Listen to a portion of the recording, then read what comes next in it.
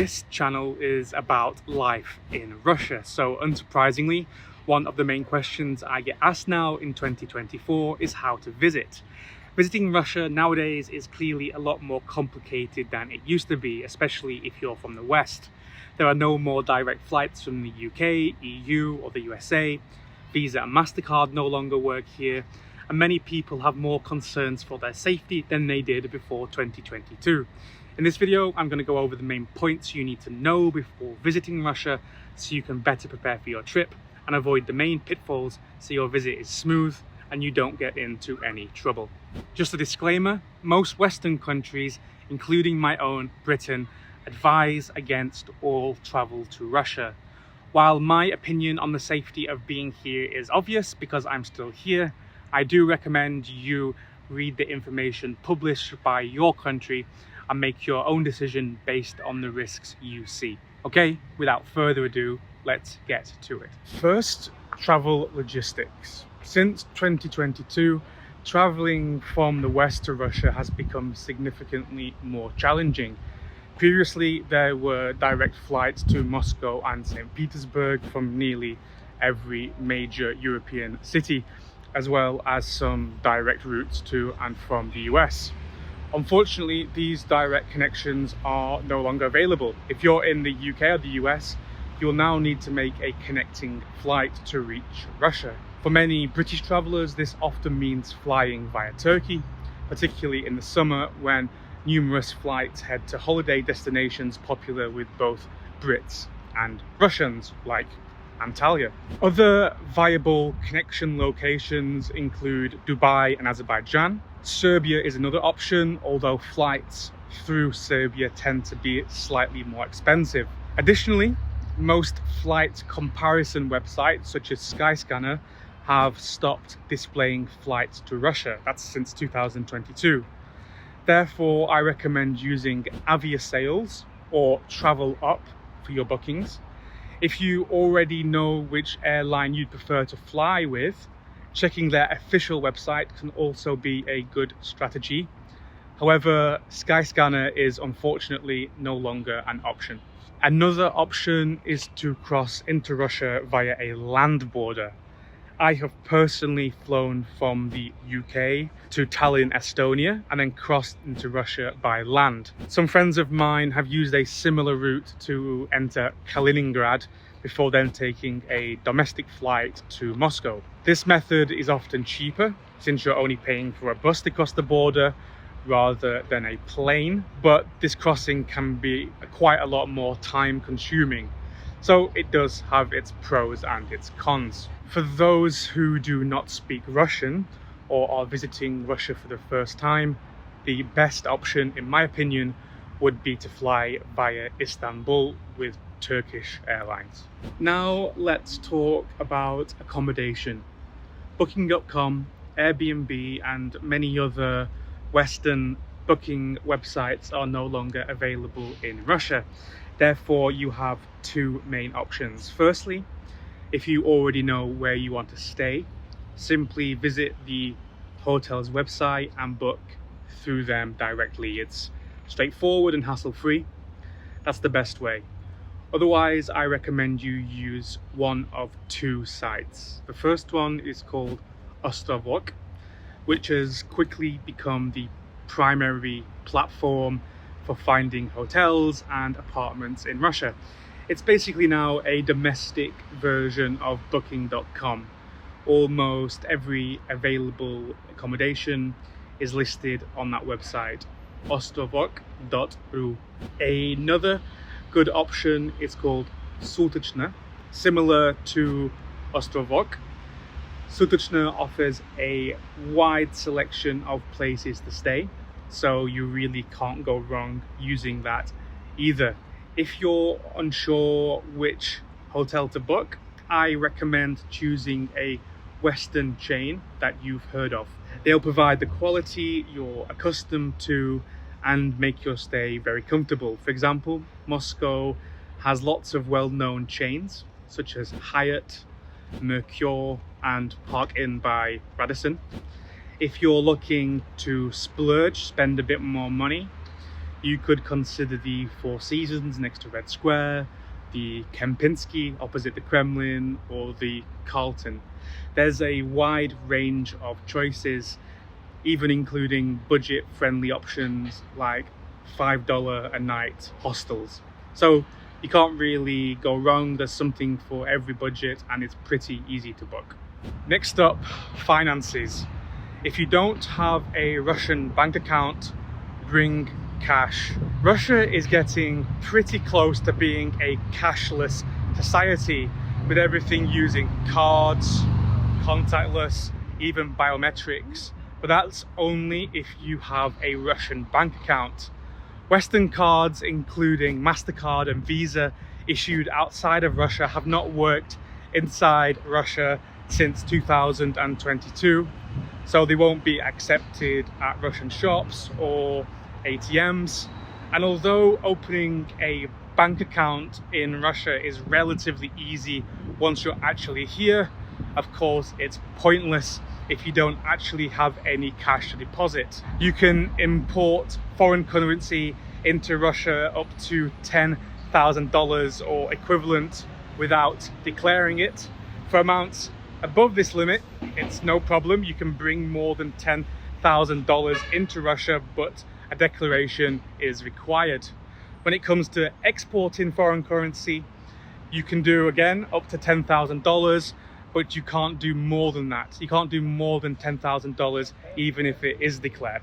Once you're inside the country and you have your foreign money, you can exchange it into rubles at banks, hotels and bureaus de change, which are everywhere in Moscow and often display their rates outside on the street. So there won't actually be any surprises once you go inside and find out the rate is actually a lot worse than you expected.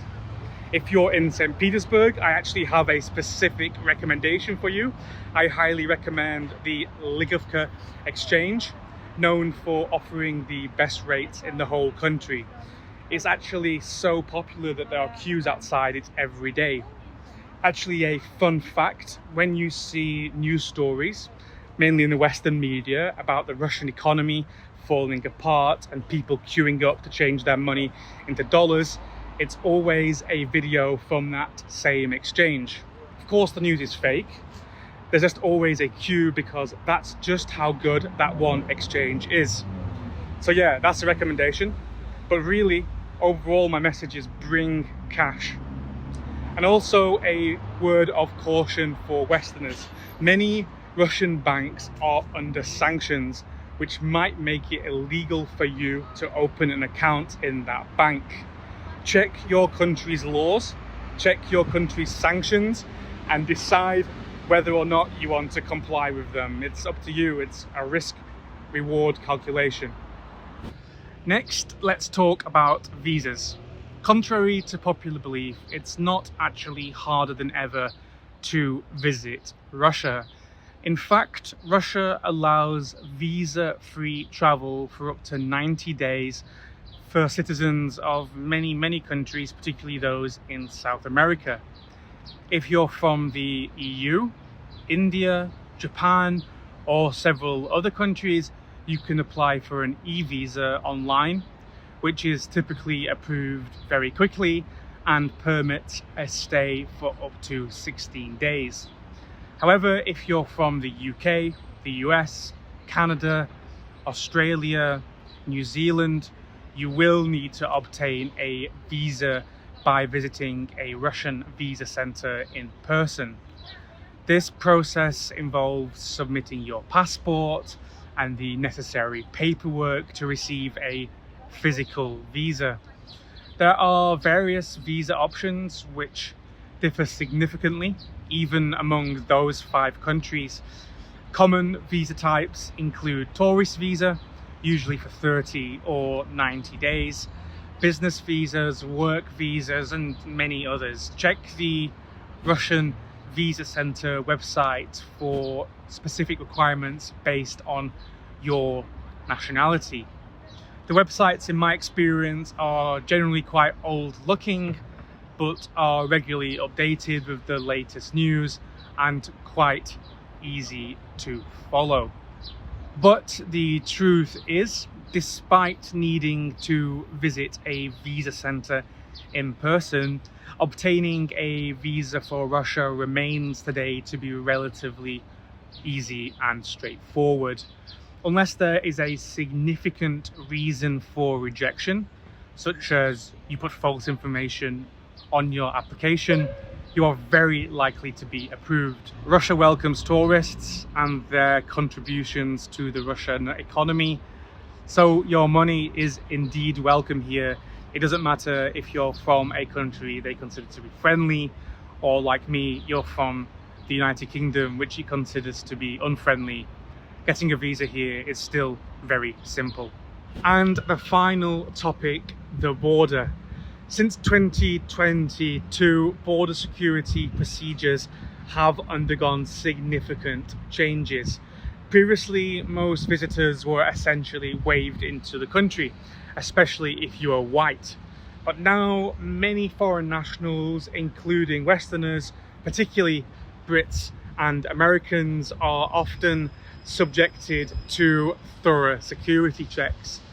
From my experience, the process typically involves reaching the border booth, either at an airport or a land crossing, where you might not be immediately granted entry. Instead, you'll be directed to a separate waiting area, potentially for an extended period, multiple hours, before being called for questioning.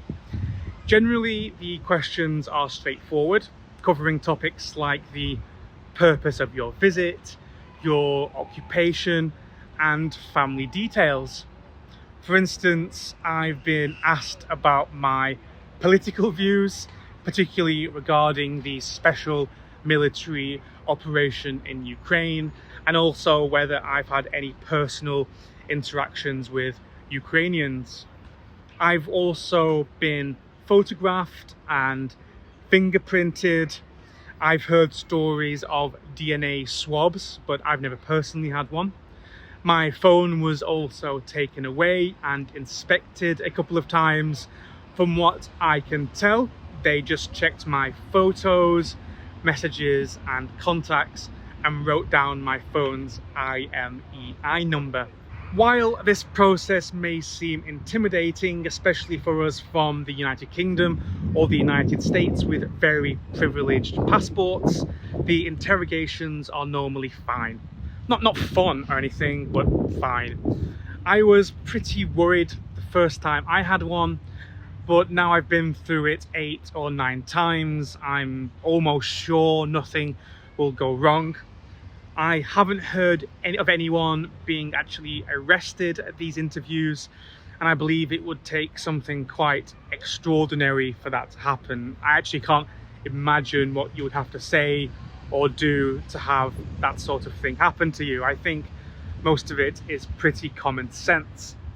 The main downside, however, is the potential for significant delays, often lasting several hours, sometimes up to 6 or 7. Therefore, if you're traveling with someone, especially a Russian citizen, inform them in advance that you may take a while to clear passport control. I've heard stories of wives crying in the baggage collection area, worried sick while their husband is being questioned, and you don't want that to happen. So that's it. If there's anything obvious that I've missed, ask a question in the comments and I'll do my best to answer what you have asked.